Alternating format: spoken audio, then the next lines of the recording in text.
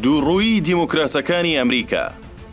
لە ساڵی 2016 هەموو بربژێرەکانی پارتی دیموکرات یەک خەونیان هەیە، ئەویش کەوتنی دۆناڵد ترامپە. هیپۆکراسیەت لە سیاسەتدا چییە؟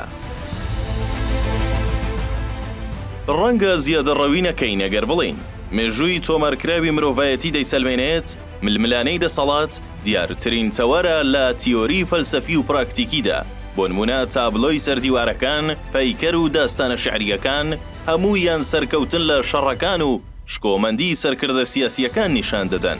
لەسەر ئاستی ڕۆشنبیریش شەرعیەتی دەسەڵات لە کۆنترین دەقە فەلسەفیەکانە کە تا ئێستا بەدەستمان گەیشت بێت و باسی لێوەکرا بێت. ئەفلاتون لە کتێبی کۆمارەکەیدا دیالۆگێکی سوکراتی مامۆستای لەگەڵ سۆفستاییەکان دەگوازێتەوە کە لە دەوری چەمکەکانی دادپەروەری و حکومڕانی دەسوڕێتەوە.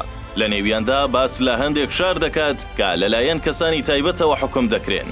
بە جۆرێک هەندێکیان لەلایەن دیموکراتەکانەوە، هەندێکی تریشیان لەلایەن ئەرستۆکراتەکانەوە. ئەم دیالۆگا نیشانی دەدات کە شێوازی حکومڕانی بە پێشارەکان و کۆمەڵگاکانیان جیاوازە. دواتر مارکس وێبەر هاوتەریب لەگەڵ دیالۆگەکانی کتێبی دادپەروەریدا شێوازەکانی دەسەڵاتی فۆرمۆڵەتر کرد. ئەوەی لێرەدا جێگای بایەخیەمەیە بە بازاڕکردنی مۆدلی دیموکراسیە وەک بەرزترین و ئایدیالترین مۆدلی حکومڕانی بە پێچەوانەی دواکەوتویی مۆدلەکانی دیکە. ئەم مارکتینگە لەسەر ئەو بیرۆکەیەدا مەزراوە کە جەماوەر لە ڕێگەی مافی بربژێربوون و مافی دەنگدان بە کاندیدی دڵخوازی خۆیان مافی بەشداریکردنیان لە پرۆسەی دیموکراسیدا هەیە. بەڵام ئەو ڕاستیەی کە زۆر کەس پشتگوێی دەخەن ئەوەیە کە ئەم مافە لە ئاستی تیۆری تێناپەڕێت، بەڵکو بۆ بربژێربوون بربژێر دەبێت بناغەیەکی تۆکمەی هەبێت لە گۆڕەپانی سیاسیدا لە ڕێگەی سەرمایەی کۆمەڵایەتیەکەی کە زۆر جار لە باوانەوە بۆی بەجێماوە. هەروەها پەیوەندیە کەسیەکانی لەگەڵ پارتە سیاسیەکان و هاوپەیمانی زلهێزەکان بەرژەوەندیەکانی دەپارێزێت و مەیدانی بربژێربوونیشی فراوانتر دەبێت.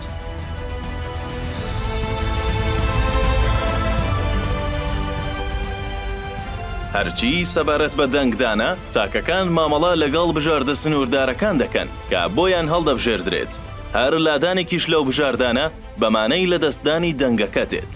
بە نمونە بەریتانیا و ئەمریکا وەرگرین کە دیموکراسی پیادە دەکەن. تاکەکانی ئەو دوو وڵاتە کە پێیان وایە بە هەڵبژاردننی نوێنەرانی پەرلەمانی و سەرۆکوەزیران خۆیان پراکتیزەی دیموکراسی دەکەن، لە ڕاستیدا پیادەی هەڵبژاردننی نێوان دوو پارتی ڕکابەر و نوخبەی زاڵ بەسەر هەڵبژاردندا دەکەن کە ئەوانیش پارتی کۆنزەرواتیڤ و گرێکاران لە بەریتانیا و کۆماریەکان و دیموکراتەکانن لە ئەمریکا.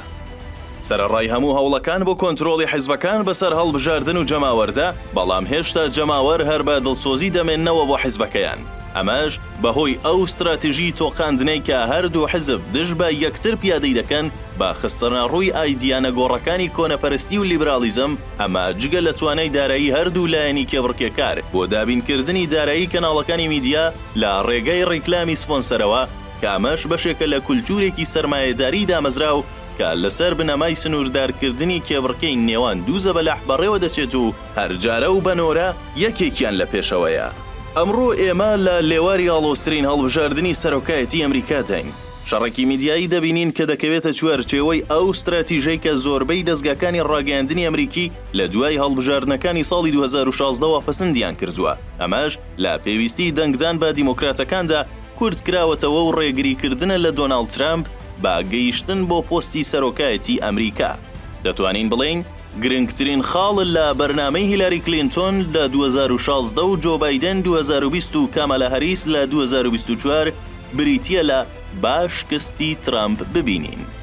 لە کۆبوونەوەی دوو هەفتەی لەمەوبەری پارتی دیموکراتدا بە سەرۆکایەتی بیل کلینتۆن و باراک ئۆباما سەرۆکی پێشوو هاوسەرەکانیان جگەل لە نانسی پیلۆسی سەرۆکی ئەنجومەنی نوێنەران هەمویان لەسەر ئەوە کۆک بوون کە هێرشی کەسی بکرێتە سەر ترامپ، نەک ڕخنە لە بەرنامەی سەرۆکایەتیەکەی بگرن.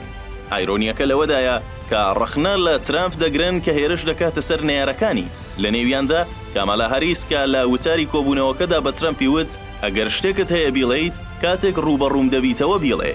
ترامپ ئینکاری ناکات، بەڵکو ڕاستەوخۆ لە وتارەکانیدا هێرش دەکاتە سەر نەیارەکانی و ڕای دەگەێنێت. بەڵام کاتێک ڕکابەرەکانی هەمان میکانیزم پیادە دەکەن، ڕخنە لە شێوازەکەیان ناگیرێت. لەلایەکی دیکەوە ئەندامانی پارتی دیموکرات ڕخنا لە شێوازێک دەگرن کە خۆیان بەسەر ڕکابەرەکانیدا دەسەپێنن تا پیادەی بکات، وەک داواکەی کامەلا هاریس لە ترامپ کە وتی هەرچی دەتەوێت بیڵێیت لە کاتی ڕوبەڕووبوونەوەمدا بیڵێ. پارادۆکسەکە زیاتر دووڕووی دیموکراتەکانی ئاشکرا کرد کە بەرامبەر ڕۆبێرت کێنەدی برای سەرۆکی پێشووی ئەمریکا کرا، کاتێک ڕۆبێرت پشتیوانی خۆی بۆ ترامپ ڕاگەیاند و ڕخنەی لە سیاسەتی ناوخۆیی حیزبەکەی گرت بەوەی کە پشت بە دوورخستنەوە دەبەستێت لەسەر بنەمای لێدان لە کەسایەتی. تۆڕە میدیایەکانی هاوتەریب لەگەڵ حیزبی دیموکراتیش ئەستان بە تیرۆری کەسایەتی ڕۆبێرت کێنەدی کە بەنەوەی بنەماڵەیەکدا دەنرێت ڕەگ و ڕیشەیەکی قوڵی لە نێو حیزبی دیموکراتەکاندا هەیە. لە ناکاو ڕۆبێرت کێنەدی کە داکۆکی لە پاراستنی خۆراک دەکرد لە مادە کیمیاییەکان تۆمەتبار کراو بوو بە پاڵنار بۆ مادە هۆشبەرەکان. ئەم دۆخەی پارتی دیموکراتەکان و مامەڵەی لەگەڵ کاروباری گشتیدا وامان لێ دەکات وشەی هیپۆکراسی و بیر بخەینەوە کە وشەیەکی ئینگلیزیە بۆ دووڕووی، بۆیە دەڵێین ئەمەیە دووڕووی دیموکراتەکان.